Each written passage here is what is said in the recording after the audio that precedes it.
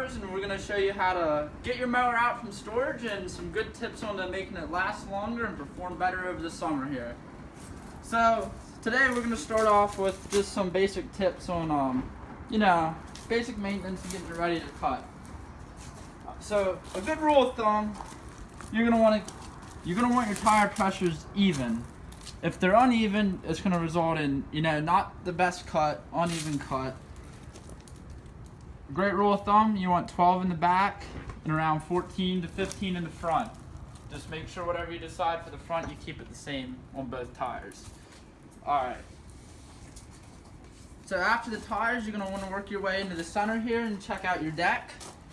A lot of decks here have these deck belts. You're going to want to get in here and really look at the belt. You're going to want to make sure there's no dry rot or cracking, and it shouldn't be real tight, but it should definitely be snug. So that belt there is pretty good. Then you're going to move down here, check out your blades. You're going to want nice sharp blades. You don't want them dull or bent. If your blades are dull or bent, you can take them off and sharpen them, but as I said before, if you do sharpen them yourself, you must make sure they're balanced, because if you put unbalanced blades on here, it's going to lead to more problems with your spindles and other deck parts. So you always want to make sure they're balanced. Alright, after you're good with the mower deck, definitely make sure your battery's good. You don't want to be jumping it every time you go to mow. First time you might have to jump it if you let it sit out over winter. I would recommend taking it out of the mower and taking it inside and storing it where it's a little bit warmer. It helps it.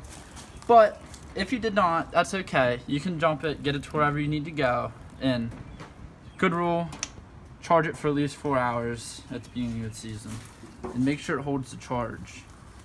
That's good, because if it doesn't hold the charge, you're gonna either jump start it every time you go to mow, or you're gonna get stranded down at the bottom of your yard.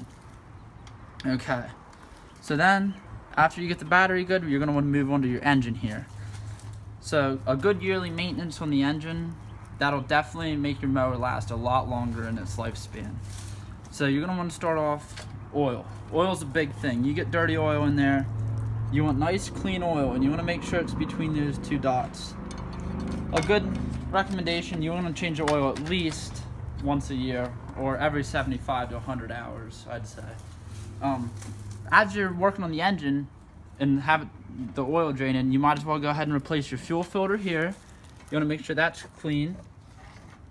Because if that gets dirty and there's no gas down in your carburetor, that's going to lead to a problem.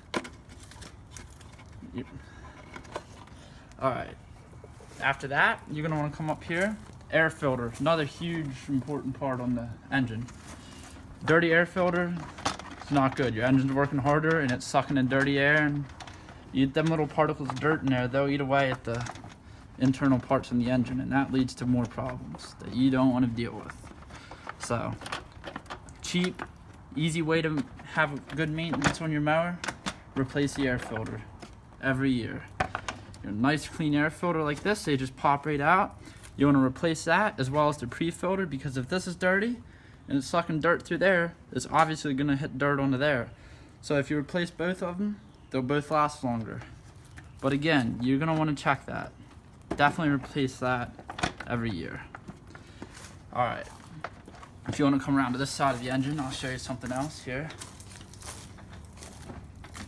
Alright, so like I said earlier, we talked about changing the oil.